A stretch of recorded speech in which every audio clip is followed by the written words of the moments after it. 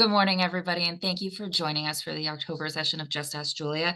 I'm Liz Helton, and I'm going to actually be walking you through our content for the month. This month, we're going to be talking all about onboarding for your new job and making the most of your first 90 days.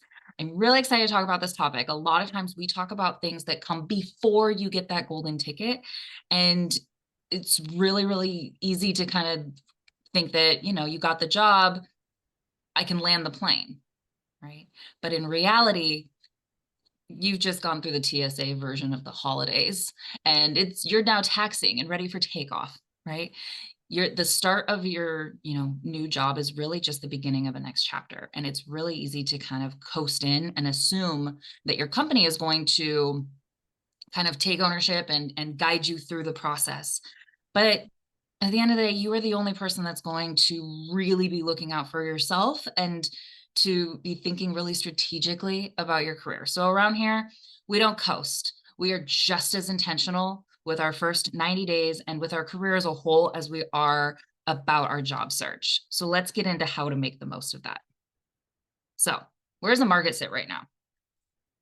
20% of employees are actually leaving within the first 45 days, depending on the industry, because they don't feel connected, supported, or clear on expectations. Right? This is a huge number, a huge percentage of employees across industries that are calling it quits right away. Right? 1 in 3 professionals feel uncertain or lost in their first 90 days. Many believe that it delays their growth. And then over 2 times new hires who are actively managing their first 90 days are more likely to be rated as high performers. So really taking that ownership and really taking stock of what is going on in those first 3 months in a new job is going to exponentially change the way that you perform, the way that you are seen, the way that you connect, and it's really going to set you up for success. Right? We can't trust that our new employer is going to have it all figured out in terms of getting you on board, getting you up to speed, right? Not every company has a finite onboarding process. And so sometimes we have to take it into our own hands. So let's talk about how to do that. So why do the first 90 days matter? Impressions form quickly and they tend to stick, right? First impressions tend to last. That golden retriever mentality is a real thing of like, I know who you are and that is who you're going to be forever. Early actions can really shape your reputation and the opportunities that come your way. And showing who you are early on and being able to be consistent with that is going to really help your employer, your new colleagues see who you are and to really know where you fit within the organization. In your first 90 days, being able to show that confidence and that clarity is going to give you the autonomy to feel like you're in control of the situation. It can be jarring. You're in a new environment. I talk to people all the time whose biggest fear about even pursuing a new job is the fear of the unknown. People who have maybe been with their existing company for 10, 15, 20 years, they stay because they feel safe, right? Because that feeling, that fear of what is it going to be like to be in a new pond can be really jarring. So when you finally have that opportunity and you are stepping in, you're dipping your toe in, being able to do so with confidence and clarity is going to take that feeling of fear, of apprehension, anxiety away. Right. And then all of this to say is that those first 90 days are going to create a momentum, right? An object in motion stays in motion. And so being able to create a momentum right out of the gate and show who you are and set the tone for how you're going to perform in this role at this company is going to kind of help you move forward throughout your time, whether it's a year, 2 years, 10 years, however long you're with an organization, these first 90 days are really going to set that tone. So let's talk about the first month, right? When you start with a company, your goal is not to prove yourself. That's the first thing that some people kind of say to me as well. I've got to prove myself right away. I've got to perform. I've got to jump in. I want to just like cannonball into this session. Hold your horses. Priority number 1 is not to prove yourself. It's to listen and learn.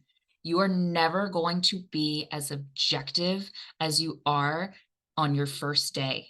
You are never going to be able to ask cleaner, fresh-eyed questions than you do right now in this moment when you don't have um the handicap of having been in it, right? Your colleagues who have been at the company for a while, they've been in the midst of these problems. They might not even see the challenges that are happening right at this moment, right?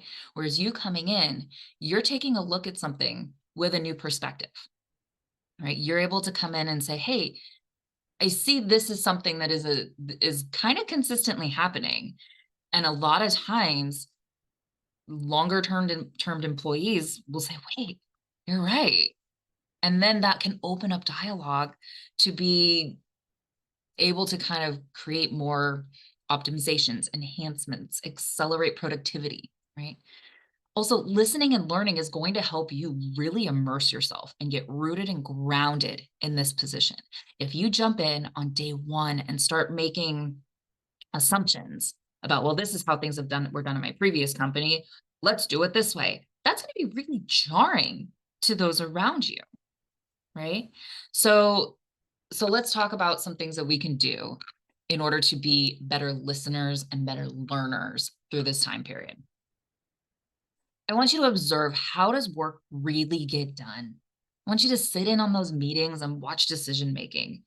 Notice what kind of cultural norms and communication patterns are coming about. This month in our community, we actually are talking all about onboarding. And one of the things that we've created is a fresh eyes journal. And what this journal does is it gives you the opportunity to take notes on a weekly basis, of the things that you are noticing, the things you're observing, your priorities, the questions you still need to ask, and to be able to kind of look at this new role as an opportunity to kind of see things from the inside and work your way inward, right? Um, Looking at the cultural norms, things like, do people respond to email or Slack faster? Who are the people that really kind of latch onto a project, who kind of sits back and needs to think about things? Who are your go-getters? Who are the wallflowers? You can kind of start to notice these demographics a little bit. And we're going to talk more about workplace demographics in a bit. But a question you can ask is, I noticed this seems to be the process for decisions or X decision. How do you see it? One thing you're going to notice in this is that all of my questions are open-ended. We're going to talk more about asking better questions as we go, but a big thing for you in your first 90 days is to really focus on open-ended questions. If you close your questions with, would you agree? That's going to be kind of a hard, yep, nope. And that's all you're going to get, right? I think about this a lot when I'm talking to my kids, my 11-year-old girl, for example. If you ask a yes or no question, you're going to get a yes or no answer. Opening it up is going to enhance and encourage dialogue. The same is true with colleagues. Turns out nothing really changes from when we're a tween. I want you to really clarify success benchmarks and what is seen at an organization as success, and to understand kind of what is going on and what the standards really look like. Just because some report or process or something was done at a previous organization in one way doesn't mean it is exactly the thing that they're looking for now. So before you dive into something that may feel like old hat, it helps to kind of step back and ask for, hey, can you show me an example of like what you want around here? It's okay to say like, hey, I've totally got this, but I want to make sure I'm covering off on all of your bases. And that's going to shorten the time for you to kind of learn and to grow. And it gives you the autonomy to say, okay, I know what brain I need to think with at any given moment. Talk to your manager about what the big priorities are. Now, this is something we talk a lot about in interview practice, and in the questions to ask coming up is to know, like, hey, how can I help you be successful? What are the biggest things that you need right now for us to be successful on day 1, on day 30, on day 90? And that continues into your first role and as you onboard. So really having those clarifying priorities, because your manager, while it's your first day, they are rocking and rolling. Your onboarding is a drop in the bucket of what they have got going on right now. So cutting to the chase and saying, hey, what are our big 3 right now? What do we really need to focus on? And so that you can lock in on exactly that. Make sure you're scheduling intentional check-ins. I like a 30-day alignment check-in to see like, hey, how are things going?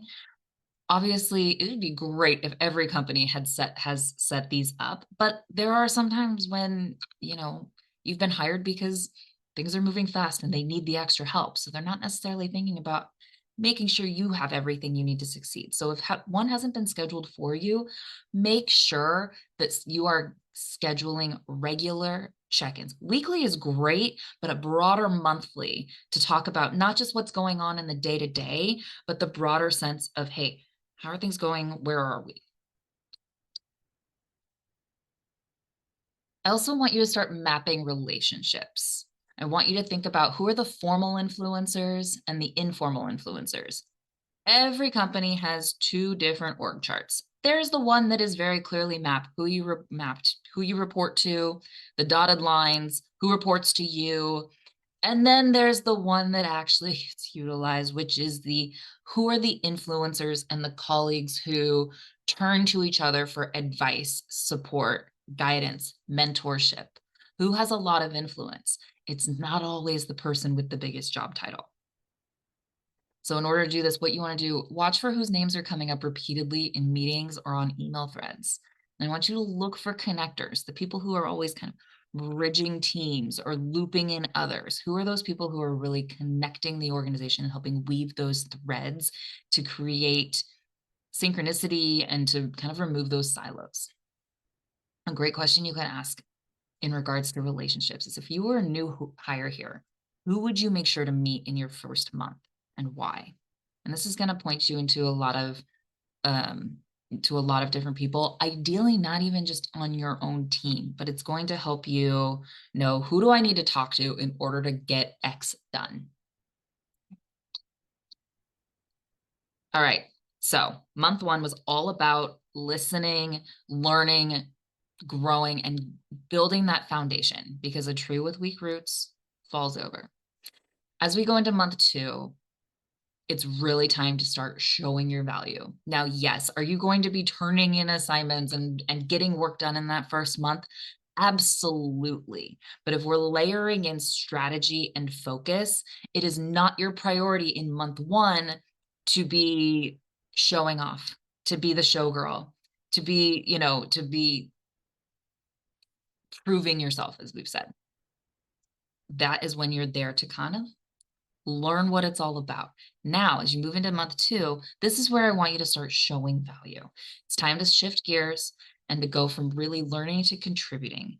But even still, you're not there to change the roadmap. You're not there to kind of overhaul the entire organization all at one time. I mean, maybe that's why you've been hired, but it is going to take time to build that credibility and confidence and to be able to work within an organization to create that impact. Now in month two is when you're going to actually be able to kind of start showing that, you're showing your consistency, the trust, the fact that you know what you're doing. You're not the new kid on the block anymore.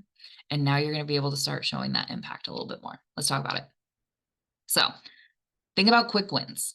You've already been working through, okay, what are the organization's biggest challenges?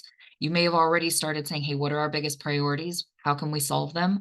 But now I want you to identify 1 to 2 visible problems that you can solve kind of quickly. Is there a process that you can clean up? Is there a project that you can support? Or is there a bottleneck that you can adjust to kind of clear the pathway to create a better flow?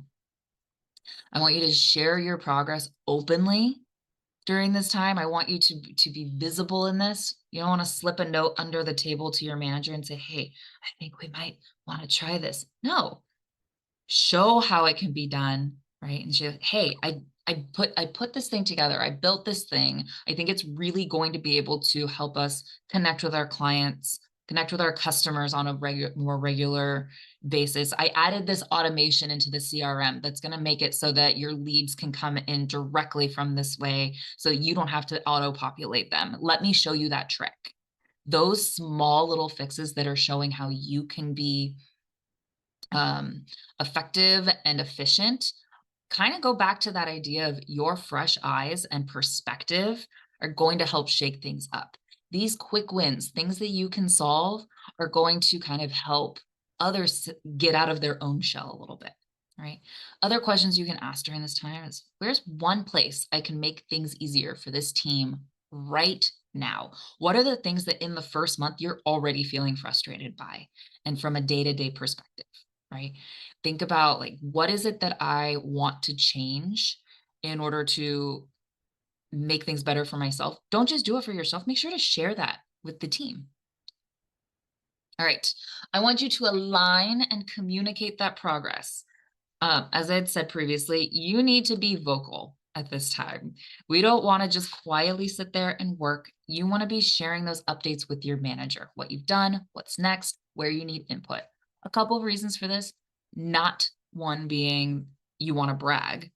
Now, from your career coach's perspective, of course, I want you to showcase and be a rock star. But this is also kind of like having bumpers still. We haven't fully removed everything, and we want to make sure that one, you're on the right page, two, that you know where you're going, and three, everyone's in alignment. It's also going to really help your manager see how you perform, right? And how they can rely on you and what they can focus on in giving you, and where your superpowers are. They're not going to know your superpowers on day one. They're going to start to understand them and know what they can lean on you for, and what you should be brought into the room in any conversation on. I want you to also be ready to adjust. Remember that you're still new here, so a little bit of humbleness is ideal as you start to kind of sit in it and know that things are shifting, right? You're only a month in. This is where you're maybe have already completed a project and are now starting to evolve and move into the next one. How do these transitions work? How does feedback get brought in, right? How do things kind of evolve as your customers, your clients, your stakeholders, whether they're internal or external, start to give feedback? How does that kind of start to process? Really ask yourself, am I focusing on the right things? As we move into these 61 to 90, it's going to be all about cementing that reputation. So you're no longer the shiny new penny. You're no longer the new hire, right? You are now seen as onboarded and rocking and rolling, right? This is when your reputation really starts to stick. I want you to be focused in this month around making sure that you are taking ownership of that. Your reputation is not something that is on and off like a light switch. It started on day one, and it is evolving, and it's moving much like a river, right? And you want it to be something that you can take ownership of, right? If you don't take ownership of your professional brand, it's going to be there, whether you are there to take ownership or to own it and be strategic about it, or if you kind of hitchhike your way into it. We don't hitchhike around here. No getting in the cars with strangers. We take ownership and we know where we're going. So I want you to focus on expanding your visibility. Right now, you've worked with your team a lot. You raised your hand for some things within your team, but now I want you to really start thinking about the organization at a broader level.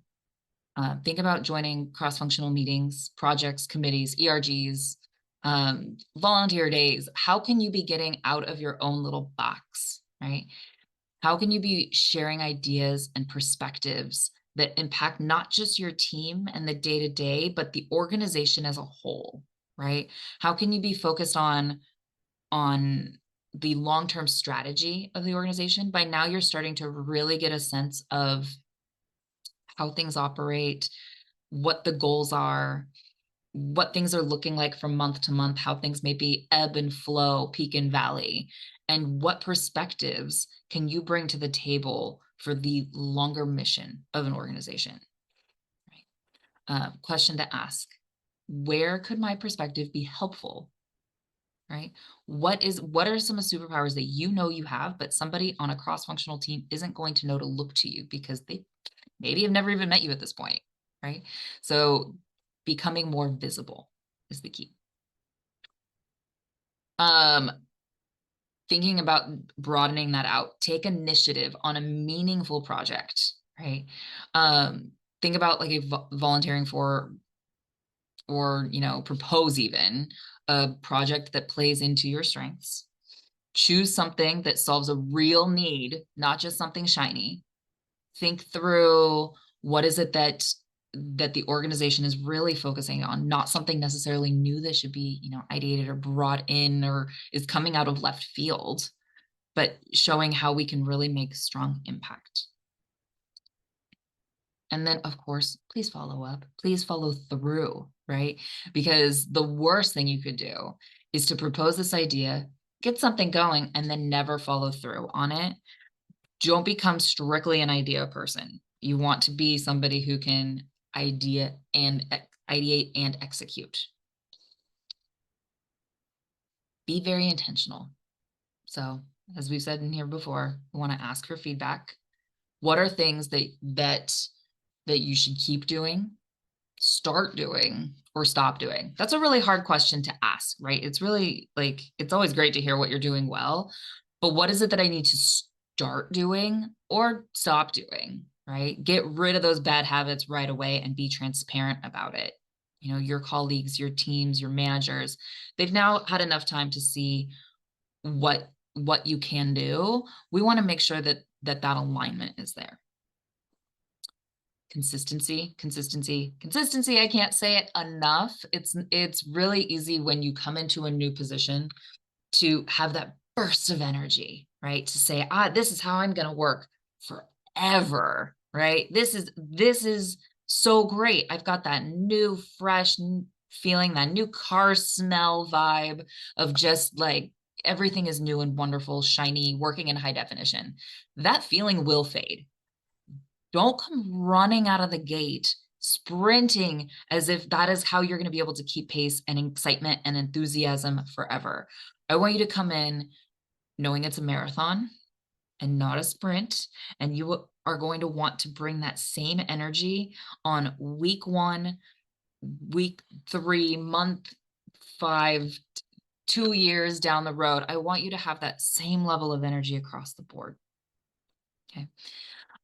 I want you to also really think about, how do you model the behaviors you want associated, with your name, whether that's that calm under pressure, that creative and reliable, right? I want you to really be intentional with what you're raising your hand for. Think about how, yeah, I can do that, but I really don't want to.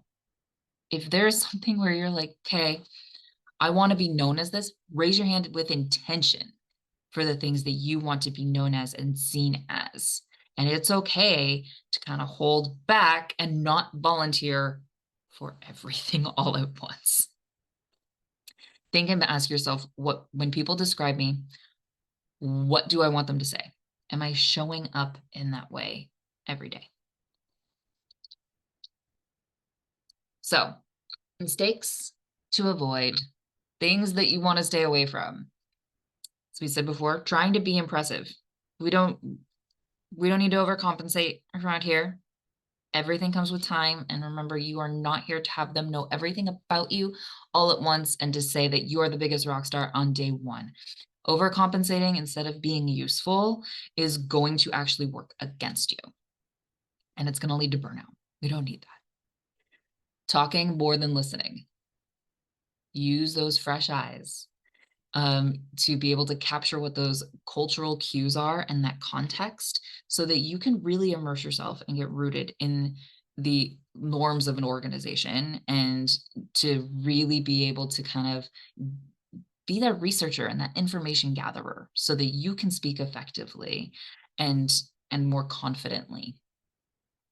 If you only focus on tasks, you're going to neglect the relationships that build trust. People are going to remember you not because of how great your Excel grids are, although that could be why they remember you. They're also going to remember you for the things you remember about them, right? The way that you kind of interact across an organization. These people are individuals that you spend the majority of your week with. So if you focus exclusively on, I must tick off every task on on my list. I must, check A, B, and C. Don't talk to me. That's going to be really hard for people to kind of learn more about you, right? As much as you are there to learn, to listen, you also want to be open to having people do the same for you, right? Do not wait for direction. Yes, some organizations have incredible onboarding programs. Other organizations don't. Onboarding at the end of the day is truly your responsibility, right? Because you're the only one that is going to be as committed to your career as you are, right? No one else is going to prioritize your career the way that you will.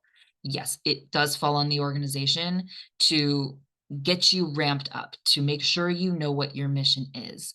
But you need to take ownership over that in terms of making sure you have what you need to be successful. They're not going to know what questions you have unless you ask them. So that is us for this month. Thank you for joining us, talking all about onboarding. This month in the community, we are digging in so much deeper than just the overview of the 30, 60, 90. We are digging into how to ask better questions. We are digging into how to look and research and think about that fresh eyes perspective. We are also talking about your personal brand more and how to really make sure that you are presenting yourself in a way that you want to be seen. So join the community. You can use the QR link below. You can also go to community.careertransformationpartners.com. We have a variety of different service levels that you can join in and participate. If you enjoy our Just Ask Julia format, we also have office hour style sessions throughout the week where you can come and just ask questions. So if the Friday Q&A once a month is just a taste for you and you wish you had access to us more often, that is an absolutely free way for you to connect with us through the community. It's through our free model on there. You can join, and on Mondays and Wednesdays, Julia and I are in there talking to professionals about whatever it is they need to stay motivated or to work throughout the week. Thank you so much for joining us. We are going to open it up to the Q&A session. So if you are joining us live, get those questions ready. If you're watching the replay, you can use the link in the description to sign up for a future Just Ask Julia session. Thank you for joining us, and we look forward to seeing you next time.